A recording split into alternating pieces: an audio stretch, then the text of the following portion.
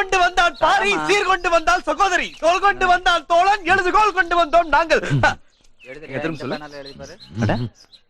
அப்ப என்னத்தான் பொழுதுக்கு மேல மேல பார்த்துட்டே இருப்பியோ? முறைக்காத பேசு.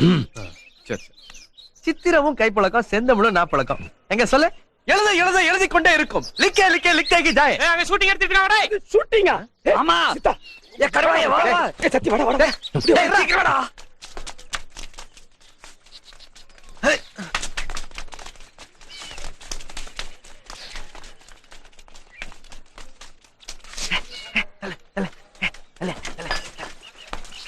ஏ கருவாயா சிம்ரன்டா. Silence, please. What different character? Ugly guy. कौन है अगली गई? I'll explain. Thai forest. அங்க ஒரு சாமியார். Long hair.